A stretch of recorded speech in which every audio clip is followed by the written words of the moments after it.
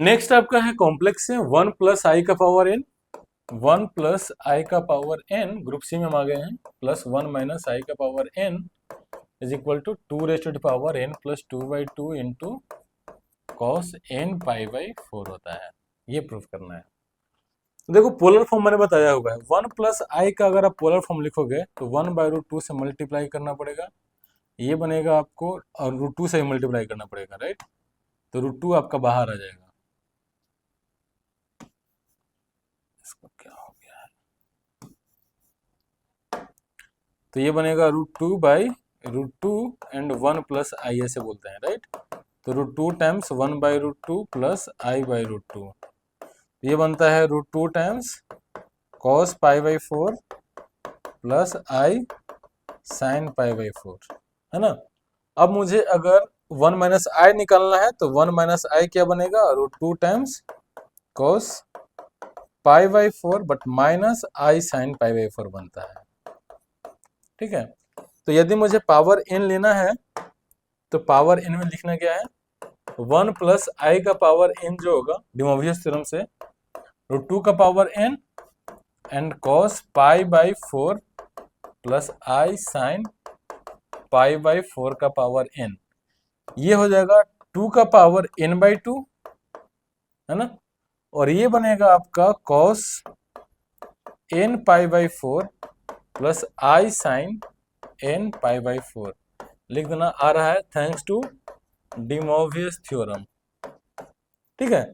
Similarly 1 minus i का power n क्या बनेगा, 2 का power n/2 into cos n π/4, ये मैंने क्लास में भी कराया हुआ है। अब अगर मुझे ऐड करना होगा दोनों को तो ऐड करेंगे तो क्या होगा, ये दोनों कैंसिल हो जाएगा, तो बचेगा क्या, 1 प्लस आई का power n plus 1 minus i का पावर n, 2 का पावर n/2 कॉमन ले लेंगे और इसका 2 कॉपी, तो इंटू 2 कॉस n π/4। अब 2 का पावर n/2 प्लस 1 ना, क्योंकि 1 बढ़ रहा है, कॉस n π/4। अब यही तो है 2 का power n plus 2/2 into cos, यही तो प्रूफ करना था, यही तो है, ये चीज प्रूफ हो गया। तो आपका 7 का और पार्ट में था ये। 8th नंबर देखते हैं, पार्शियल फ्रैक्शन लिखना है आपको x अपॉन में x प्लस 1 का होल स्क्वायर x माइनस 2 का होल स्क्वायर।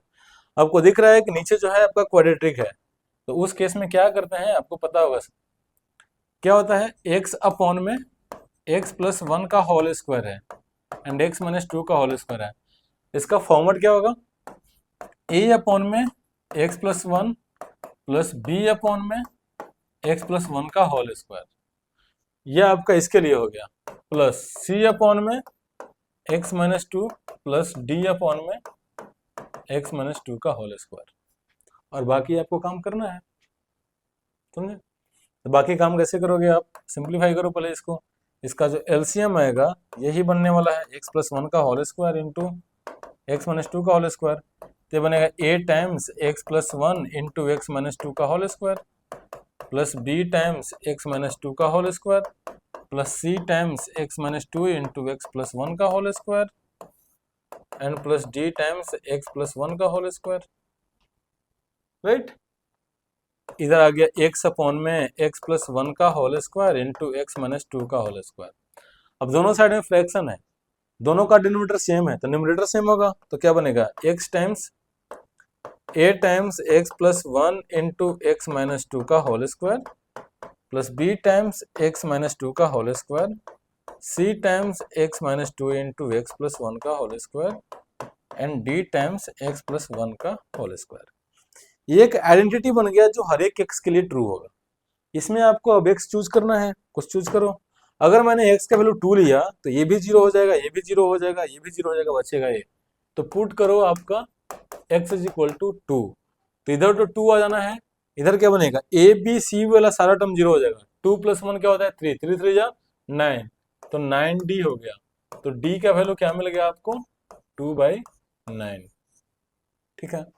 यही अगर आपने x की वैल्यू 2 नहीं पुट किया, -1 पुट किया, तो -1 पुट करने से ये 0, ये 0 और ये 0, तो नेक्स्ट हमारा यही होगा, पुट करो आप x इज इक्वल टू -1, तो इधर तो -1 होगा, ये 0 हो गया, -1 -2 क्या जाएगा, -3 का स्क्वायर 9, 9b हो गया यहाँ पे 0, और ये भी 0 0, तो b का वैल्यू क्या आ गया, -1/9 आ गया। तो आपको a और b का, d और b का तो वैल्यू निकल गया, बाकी क्या बचा, a और b का वैल्यू निकालना। तो a और b का वैल्यू कैसे निकालोगे, बहुत अच्छा बात है, कैसे निकलना है। तो उसके लिए आपको थोड़ा सा मेहनत करना पड़ेगा। मेहनत क्या है, जैसे आपने 2 पॉइंट लिया तो 2 पॉइंट और पिक कर लो। तो मैं एक पुट करता हूँ x इक्वल टू 0, ठीक है, तो पुट करो आप x equal to 0, put x equal to 0, तो इधर 0 हो गया, इधर क्या बचने वाला है, 2 2 जा 4 और 1 4 ही होगा, तो 4a बनेगा, 4 टाइम्स a प्लस, इसमें 0 पुट करोगे 4b बनेगा, 4b प्लस, जीरो पुट कर रहे हैं तो ये जाएगा 2 माइनस का 2 और 1, तो -2c, और c का वैल्यू क्या है आपका 2/9, तो -4/9 हो जाएगा, है ना, -2c आ रहा था ना, तो -2 और 2 4, 4/9, तो माइनस का 9 होने वाला है।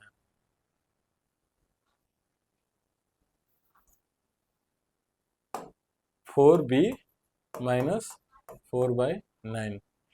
नेक्स्ट देखो, इसमें 0 पुट करो तो 1 आएगा, d का वैल्यू क्या है 2/9 है, तो +2/9, तो क्या मिलने वाला है 4a प्लस 4b -4/9 प्लस 2/9 क्या बनेगा -2/9, तो इज इक्वल टू 2/9, तो 2a plus 2b is equal to 1/9, ये आपका एक इक्वेशन बन गया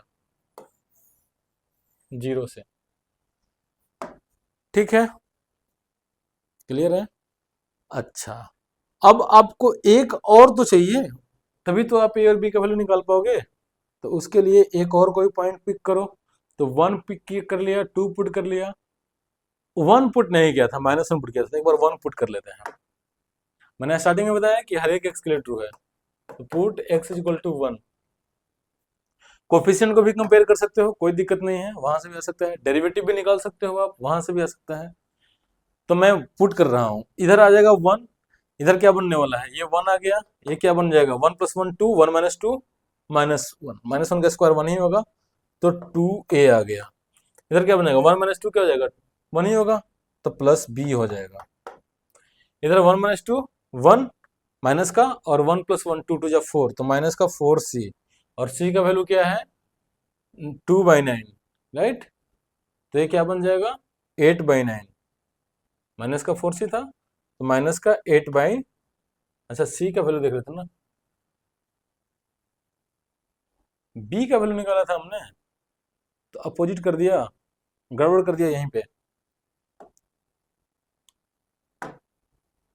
जब यहाँ 0 पुट कर रहे थे तो b का जगह पे आपको पुट करना था ना, b का वैल्यू क्या था -1/9 था, तो यहाँ पे -4/9 आएगा, राइट। देखते हैं माइनस क्या है 4/9 और प्लस इधर देखते हैं, इसमें अगर मैंने 0 पुट किया तो क्या बन जाएगा 2 ना, -2 बनेगा, तो माइनस का 2c लिखना है, तो माइनस का 2c, तो इक्वेशन जो बनेगा आपका 4a - 2c is equal to 2/9 बनने वाला है ना। तो यहाँ पे बनेगा आपका 2a - c is equal to 1/9, ये बना। x इक्वल टू 1 पुट कर रहे थे, इस पे काम कर लेते हैं।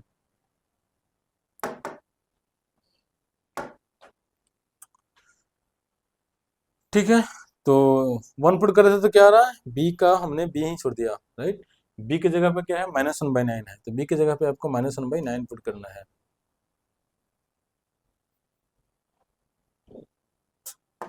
ठीक है, -1/9।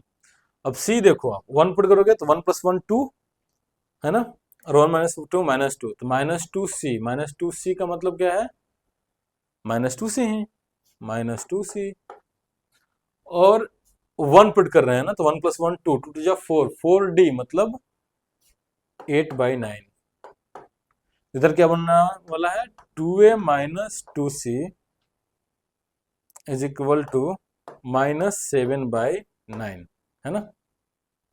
ठीक है, नहीं नहीं, एक 1 भी है ना, -7/9 + 1, राइट। तो ये बनेगा आपका 2/9, तो A - C हो जाएगा 1/9। तो नेक्स्ट आपका जो बनने वाला है A - C is equal to 1/9, 2A - C is equal to 1/9।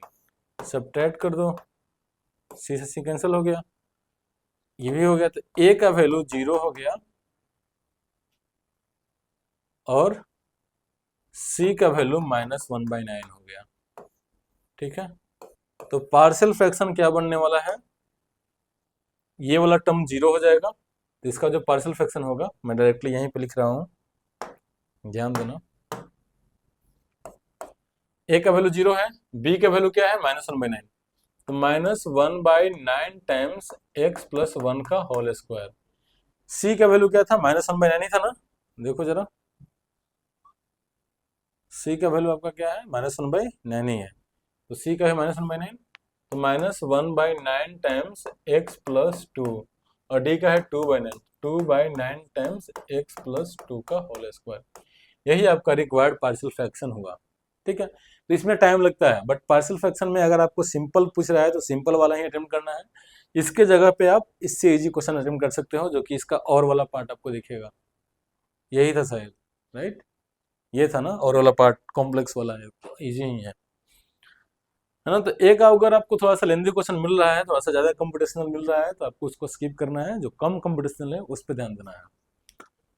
अब देखो ये क्वेश्चन है बाइनोमियल का है, आर ए टर्म दिया हुआ है, r a term of expansion has coefficient equal to the r plus 4 term, मतलब टी आर एक होता है, राइट, आर एस टर्म, और एक होता है टी आर प्लस 4 टर्म, इसका कोएफिशिएंट सेम है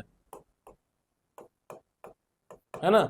तो टी आर का कोएफिशिएंट क्या होगा, एन सी आर, इसका यही होने वाला है, यही होगा, नहीं, n c r -1, t r + 1 का एनसीआर होता है, और इसका क्या बनने वाला है, एन सी आर + 4 - 1, तो आर + 3, और एन का वैल्यू यहाँ पे दिया हुआ है 20, तो कोफिशिएंट क्या हो गया, 20CR - 1 20CR + 3 के इक्वल हो गया। अब आपको एक चीज बताया है कि NCA अगर NCB के इक्वल है, तो या तो ए बी के इक्वल होगा, या फिर, और यहाँ पे लिखना है इम्प्लाई नहीं, या फिर दोनों का सम जो होगा आपको n के इक्वल मिलने वाला है। तो डेफिनेटली r - 1 + r + 3 जो होगा ये 20 होने वाला है, बिकॉज दोनों सेम तो नहीं है। एक नंबर से आप 1 सब्ट्रैक्ट करो और 3 ऐड करो, दोनों सेम होगा, नहीं होगा। तो 2r + 2 इज इक्वल टू 20, तो 2r क्या हो जाएगा 18, तो r क्या हो जाएगा 9, तो r का वैल्यू क्या हो गया 9 हो गया। अब वो कैसे लिखना है, coefficient of rth term is equal to coefficient of tr, which is ncr - 1. Coefficient of r + 1 term, r + 4 term is equal to coefficient of tr + 1, which is ncr + 3। ठीक है, तो ये होना है, इसके बाद आपको ये चीज लगाना है, यहां से हो गया। इसका अथवा पार्ट देखो, ये थोड़ा सा कैलकुलेटिव है, ये वाला पार्ट अगर इजी था तो ये वाला पार्ट कैलकुलेटिव था। तो ऐसा समझो कि हर एक क्वेश्चन में एक क्वेश्चन आपको इजी मिलने वाला है और एक क्वेश्चन थोड़ा सा लेंदी मिलने वाला है, मतलब थोड़ा सा कंप्यूटेशनल मिलने वाला है। तो मैट्रिक्स मेथड से इसको सिंप्लीफाई करना है आपको, तो मैं बस आइडिया दे देता हूँ, आप उसको सिंप्लीफाई कर लेना, इनवर्स निकालना हमने आपको सिखाया है। तो मैट्रिक्स मेथड से इसको सिंप्लीफाई करना है, 2x - 3y + 5z = 11, 3x + 2y - 4z = -5, x + y - 2z = -3। यहाँ पे ए मैट्रिक्स आपको मानना है, क्या है भाई, इसके कोफिशिएंट, तो पहला में है 2 -3 और 5, यहाँ पे क्या है 3 2 और -4, इधर क्या है 1 1 और -2, और बी आपका क्या है 11, और बी मैं स्मॉल मानूंगा, स्मॉल बी, ये क्या है 11 -5 और 3, और x हमने अज्यूम किया है वेरिएबल जो कि x y z है। तो ये सिस्टम जो है ये इक्विवेलेंट क्या है, ax is equal to b की इक्विवेलेंट है। तो पहले देख लो आप, ए मैट्रिक्स इन्वर्टिबल है, तो हाँ इन्वर्टिबल होगा, आप देख लेना, इसका निकल लेना इन्वर्टिबल है, तो उसका इनवर्स कैलकुलेट कर लेना, है ना। तो एक्स आपका क्या बनने वाला है, ए इनवर्स बी बनने वाला है। तो a inverse b, a inverse जो होगा आपका 3/3 होगा, और ये क्या होगा 3/1 होगा। तो ये मैट्रिक्स आपका बनने वाला है 3/1। तो यहाँ पे कुछ होगा, यहाँ पे कुछ होगा, यहाँ पे कुछ होगा, ये आपका एक्स होगा, ये वाई होगा, और ये जेड होगा। हो गया सॉल्व, ठीक है। या फिर इन्वर्जन मेथड जो है, आप क्या करते हो कि एक साथ में लिख करके काम करते हो ना, मतलब इधर ऑगमेंटेड मैट्रिक्स लिख करके काम करते हो, वैसे भी कर सकते हो। तो वो मेथड भी आपके लिए इजी ही होगा। उस मेथड में क्या करना होगा आपको, 2 - 3, चलो उसका भी मैं आइडिया दे देता हूँ।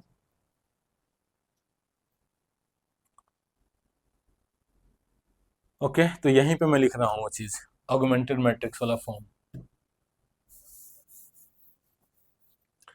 क्या होने वाला है, ये बनेगा 2 3 1 -3 2 1 5 -4 -2, और यहाँ पे एक लाइन दे देना है, एंड देन बी मैट्रिक्स लिखना है 11 -5 और -3। अब जैसे एलिमेंट्री ऑपरेशंस लगाते थे वैसे लगाना है, इधर भी लगाना है। और आपको क्या करना है, इसको इसको इसको जीरो करना है। जीरो करने के बाद में आपको जेड निकल जाएगा, जेड को इसमें पुट करोगे तो वाई निकल जाएगा, वाई और जेड को इसमें पुट करोगे तो एक्स निकल जाएगा। तो चलो एक, तो यहाँ पे क्या करना होगा, सेकंड आपको कॉलम को जीरो करने के लिए, R3 को चेंज करने के लिए क्या करना पड़ेगा, R3 -3/2 R1 करना पड़ेगा। 3/2 से मल्टीप्लाई करोगे तो 3/2 से 2 2 कैंसिल हो गया, 3 3 0 हो जाएगा।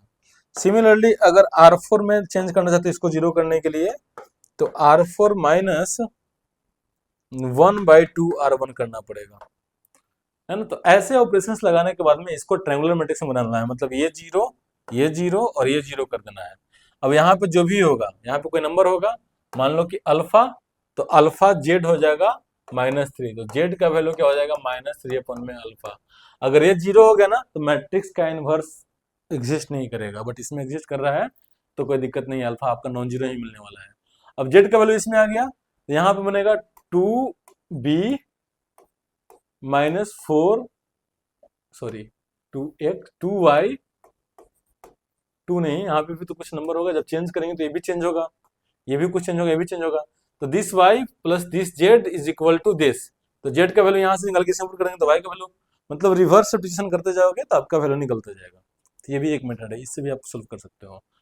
बट मैंने ये चीज बताया हुआ है तो ये ज्यादा इजी है आपके लिए, अगर ये बताया हुआ है तो ये वही मेथड है, बस थोड़ा सा अलग है।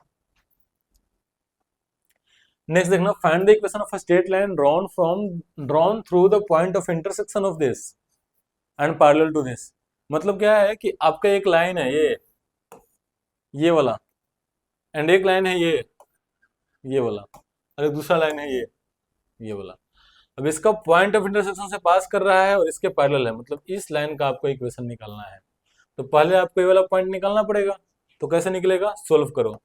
3x - 2y + 4 is equal to 0 है, और ये क्या है 3x + 4y + 2 is equal to 0 है, माइनस माइनस माइनस कैंसिल हो गया, तो -6y माइनस नहीं +2 इज इक्वल टू 0, ये मिलने वाला है। तो 6y हो जाएगा 2, तो y का वैल्यू बन जाएगा 1/3। y का वैल्यू आप किसी में भी पुट कर दो, इसमें पुट कर दोगे तो 3x - 2/3 + 4 इज इक्वल टू 0, तो 3x बन जाएगा आपका 2/3 - 4, 12 में से 2 जगह 10, तो -10/3, तो x आपका जो बनेगा -10/9 बनने वाला है। तो जो पॉइंट ऑफ इंटरसेक्शन ये जो मिलने वाला था, ये -10/9 एंड 1/3 बनने वाला है। वेरीफाई कर लो, -10/9 क्या होगा, -10/3 बन जाएगा ये, राइट। -10/3 -2x, मतलब -2y का मतलब क्या होगा, -2/3, है ना, प्लस उल्टा लिख दिया क्या, 3x -2y था, राइट। तो कुछ गड़बड़ हुआ है क्या, y का वैल्यू 1/3 मिल रहा है, तो -2/3। हाँ ठीक तो है, +4, तो -12/3 +4, तो -4 +4 0 हो गया, सेटिस्फाई कर रहा है। सिमिलरली यहाँ भी पुट करो ना, वो सेटिस्फाई करेगा, तो वो पॉइंट आपका होगा पॉइंट ऑफ इंटरसेक्शन। तो आपका जो पॉइंट है जिससे पास कर रहा है वो क्या है, वो है आपका -10/9 एंड 1/3 है। और स्लोप क्या रिक्वायर्ड इक्वेशन का होने वाला है, इसके पैरेलल है, राइट। तो इसके पैरेलल है, तो इसका जो स्लोप होगा 7y is equal to -6x -8, तो y is equal to -6/7x -8/7, तो स्लोप इसका बन जाएगा -6/7। ठीक है, तो जो इसका इक्वेशन बनने वाला है y is equal to mx plus C, मतलब -6/7x प्लस सी। अब c निकालने के लिए आपको इस पॉइंट को यूज करना पड़ेगा, क्योंकि ये जो लाइन है इससे पास कर रहा है। ठीक है, तो 1/3 is equal to -6/7 into -10/9 plus C बनने वाला है। तो 6 3 2 जा 3 3 जा, तो क्या बनने वाला है 1/3 माइनस प्लस हो जाएगा, तो -20/21 इज इक्वल टू सी, तो 21 - 60, राइट।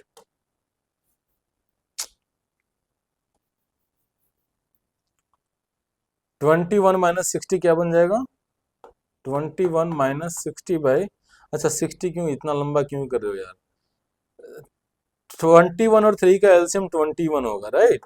तो इधर हो जाएगा 7, इधर हो जाएगा -20 इज इक्वल टू सी, तो 13 -13/21।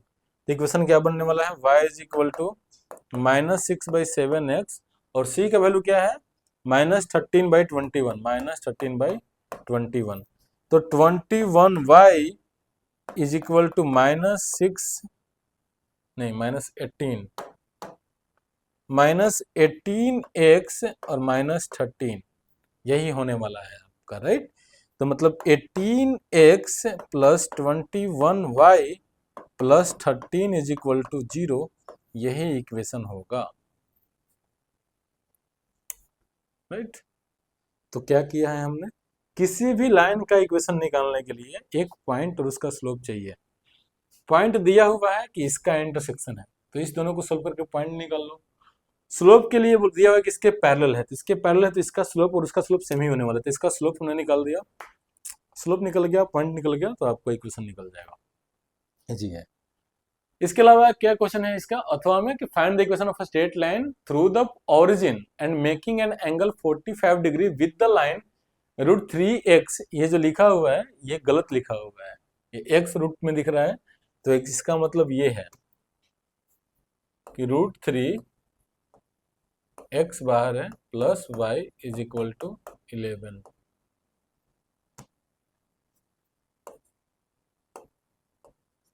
ठीक है, कुछ ऐसा है। तो इसके साथ में 45 डिग्री का एंगल बना रहा है, ऑरिजिन से पास कर रहा है, तो ऑरिजिन से पास कर रहा है तो उसका इक्वेशन क्या होगा y is equal to mx होगा। तो आपको स्लोप बस निकलना है, दोनों के बीच का एंगल क्या है, ये एक लाइन है एक लाइन है, इसके बीच का एंगल है थीटा। तो आपको ऐसे पता है ना कि अगर मैं बीच का एंगल देखूं तो tan थीटा जो होता है वो कहता है mod of m1 minus m2 upon में 1 प्लस m1 इंटू m2, है ना, राइट। तो दोनों के बीच का एंगल क्या है 45 डिग्री है, तो tan 45। m1 का मतलब क्या है, इसका स्लोप मान लो, m1 का मतलब m मान लो, और m2 का मतलब इसका स्लोप मान लो। तो ये क्या है √3x plus y is equal to 11, तो y is equal to -√3x plus 11 होगा, इसका स्लोप हो गया -√3, तो माइनस माइनस प्लस √3 हो जाएगा, और 1 प्लस यहाँ पे हो जाएगा माइनस क्योंकि प्लस था, सॉरी 1 माइनस √3m, है ना। tan 45 डिग्री का वैल्यू क्या होता है 1 होता है, तो m प्लस √3 अपॉन में 1 माइनस √3m जो होगा वो 1 हो गया, है ना। अब देखो यहाँ पे दो लाइन मिलने वाले होंगे आपको, है ना। दो लाइन इसलिए मिलेंगे क्योंकि एक यहाँ से एंगल बना रहा है थीटा और एक यहाँ से मान लो बना दिया वही एंगल 45 डिग्री जो भी है, ठीक है। तो आपको यहाँ से m का दो वैल्यू मिलने वाला है, तो अभी हमें क्या मिल रहा है कि m प्लस √3 अपॉन में 1 माइनस रूट थ्री एम जो है इसका मॉडुलस आपका 1 मिल रहा है। यही है, यही है। तो अगर किसी नंबर का मॉडुलस 1 है तो नंबर या तो 1 रहा होगा या तो -1 रहा होगा। तो एक बार तो हो जाएगा m plus root three upon में 1 माइनस रूट थ्री एम 1 हो गया। तो यहां से क्या मिलेगा, और एक बार लिख दो कि m plus root three upon में 1 माइनस रूट थ्री एम आपका -1 आ रहा है। इधर से क्या बनेगा, m plus root three is equal to 1 minus root three m, मतलब 1 plus root three m is equal to 1 minus root three, यही होने वाला है। तो एम जो बनेगा 1 minus root three by 1 plus root three, इसको हम रेशनलाइज कर सकते हैं। तो ये बनेगा 1 माइनस रूट थ्री का स्क्वायर अपॉन में 1 माइनस टू, 1 माइनस थ्री तो -2, ये क्या बनेगा 3 प्लस 1, तो 4 minus two root three upon में -2, तो ये बनेगा -2 एंड प्लस रूट थ्री। ये आपका m की वैल्यू हो गई। कौन सा m, एगो m का वैल्यू हो गया। यहां से निकालोगे, यहां से अगर आप निकालोगे तो आपको क्या मिलेगा, m plus root three is equal to -1 plus root three m, है ना। तो m 1 minus root three is equal to -1 minus root three, ठीक है, यही बनने वाला है। यस, तो m का वैल्यू क्या बनेगा, माइनस का 1 प्लस रूट थ्री अपॉन में, या फिर ऐसे बोल सकते हो आप रूट थ्री प्लस 1 अपॉन में रूट थ्री माइनस 1, इसको भी रेशनलाइज कर दो आप। तो ये बनेगा 3 3 जा 4, तो 4 plus two root three upon में 2, राइट। तो ये बनेगा 2 प्लस रूट थ्री। तो दो लाइंस मिल रहे हैं, कौन कौन सा, y is equal to 2 plus root three x, और एक मिल रहा है y is equal to -2 plus root three x, ठीक है। यही दो लाइंस हैं जो ओरिजिन से पास कर रहे हैं, जिसके साथ में 45 डिग्री का एंगल बना रहे हैं, ठीक है। तो कुछ नहीं करना था, इसमें क्या करना था कि पहले तो इसका स्लोप यूज करना था।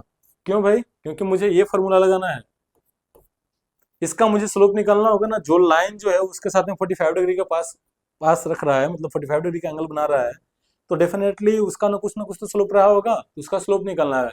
और वो पॉइंट जो ओरिजिन है जिससे वो पास कर रहा है, तो बस स्लोप उसको डिसाइड कर देगा। अब स्लोप 2 निकलने वाला होगा, बिकॉज जिसमें हम फॉर्मूला में पुट कर रहे हैं। तो नेक्स्ट आपका 10th नंबर क्वेश्चन क्या है, equation of circle which passes through the point this and centre lies on the line this, ठीक है, वो भी बढ़िया है। अब देखो, सेंटर लाई कर रहा है x minus y is equal to 0, तो सर्कल तो ये है आपका, राइट, है ना। इसका सेंटर जो है इस लाइन पे लाई कर रहा है x is equal to 2y पे, और ये जो पास कर रहा है -1 2 3 -2 से, ये है आपका एक पॉइंट और ये एक पॉइंट हो गया। ये मान लो -1, 2 है, और ये है आपका 3, -2 है, राइट।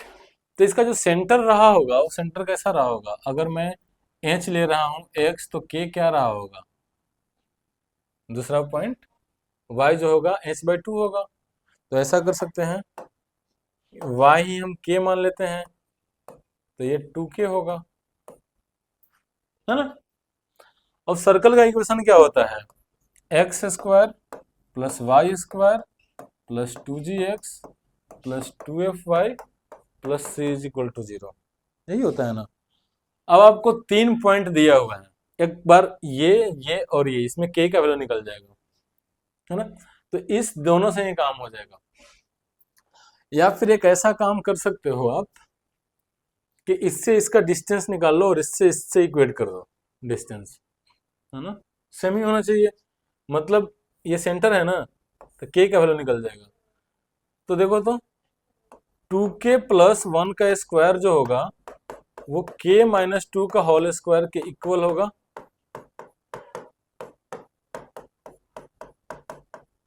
है ना। तो बस सिंप्लीफाई करना है आपको।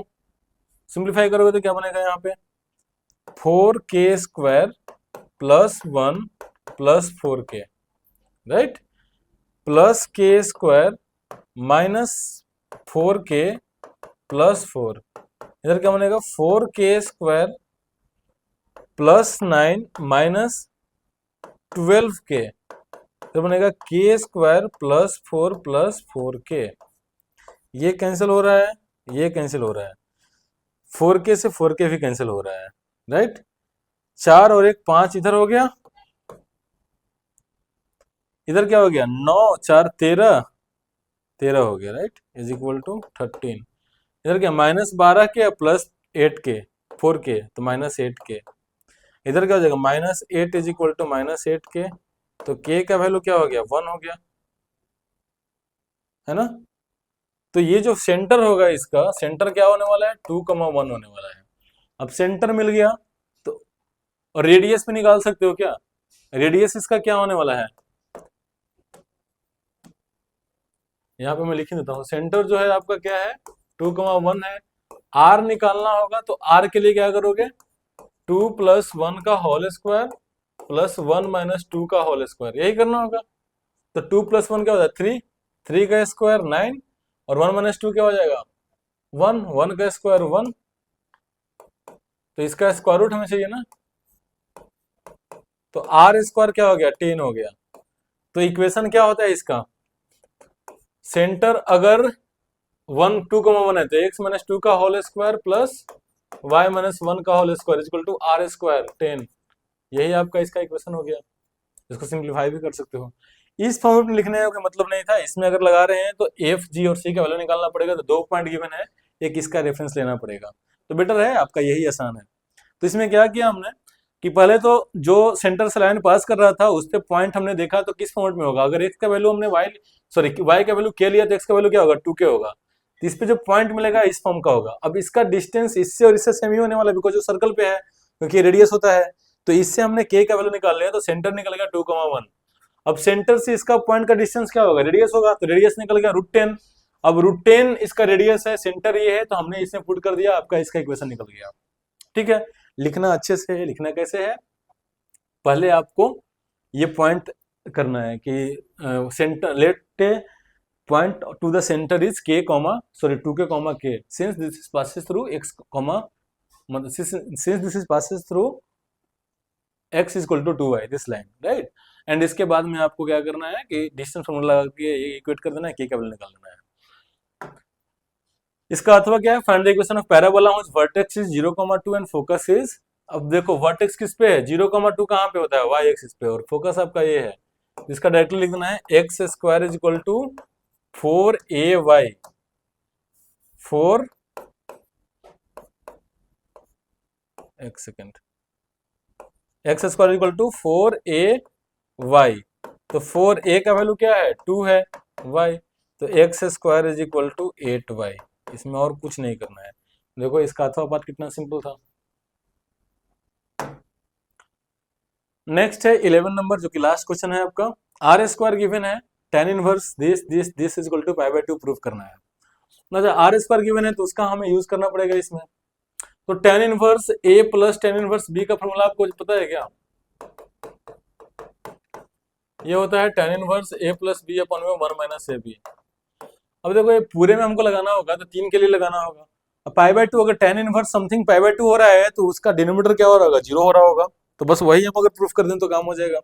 तो पहले हम इस दोनों को कैरी करेंगे, मतलब tan इनवर्स yz अपॉन में xr plus tan inverse zx upon में yr को पहले सिंप्लीफाई करेंगे, क्या बनने वाला है tan इनवर्स yz अपॉन में xr प्लस zx अपॉन में yr 1 माइनस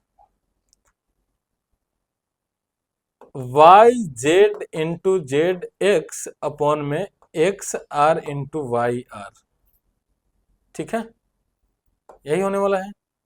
अब देखो tan इनवर्स, इसका एलसीएम xy r होगा, तो xy तो y² z plus zx² right upon में एक्स वाई आर स्क्वायर, ठीक है, minus x y z square. अब एक्स वाई आर कैंसिल होगा, ऊपर में आर आ जाना है, ठीक है। तो ये क्या बनने वाला है, ये टेन इनवर्स, अगर मैं जेड आर कॉमन लूं तो x square plus y square बनेगा। और नीचे में अगर एक्स वाई कॉमन लूं तो r square minus z square बचेगा, है ना। यहां से पता है आपको कि r square minus z square क्या होगा, x square plus y square होगा। तो ये बनेगा आपका tan inverse z r into x square plus y square and x y into x square plus y square. इससे ये कैंसिल हो गया, तो ये किसके इक्वल हो गया, tan inverse z r upon में एक्स वाई। जो बचा था वो क्या है, tan inverse x Y upon में जेड आर। तो आपको ये पता है tan inverse x plus tan inverse one by x जो होता है वो क्या होता है, पाई बाई टू होता है। रीजन क्या है, रीजन ये है कि डिनोमिनेटर में अगर आप देखोगे तो वन माइनस ए बी होगा, तो ए इंटू बी हो जाएगा वन, तो वन माइनस वन क्या होगा, जीरो हो जाएगा। तो आप यहां से बोल सकते हो आप therefore tan inverse Z X upon में Y R plus tan inverse Z no no no no Z X upon में एक्स वाई अपॉन में जेड आर लिखना था, गलती लिखा गया ये। तो पहले आपको ये वाला लिखना है टेन इनवर्स, ये है जेड आर अपॉन में एक्स वाई जो कि इसके इक्वल आया था, plus tan inverse x Y upon में जेड आर, ये इसका रेसिप्रोकल है, तो is equal to pi by two होगा ही होगा, ठीक है। इसका लास्ट क्वेश्चन है आपका ग्राफ का, अथवा वाला है, graph of y is equal to cos x plot करना है माइनस पाई से 2 पाई के बीच में। तो यहाँ पे आपका माइनस पाई बाई टू होगा, यहाँ पे माइनस पाई होगा, इधर आपका होगा पाई बाई टू, इधर पाई और इधर 2 पाई। तो cos x का ग्राफ जो होता है माइनस पाई बाई टू का वैल्यू क्या देता है, cos जीरो देता है, राइट, पाई बाई टू पे जीरो देता है, जीरो पर वन देता है, तो ये आपका वन हो गया और ये आपका माइनस वन है। तो आपको माइनस पाई बाई टू पे जीरो है, पाई बाई टू पे जीरो है, तो ये ऐसे आना है। पाई पे जो वैल्यू होता है इसका माइनस वन होता है, टू पाई पे जीरो होता है।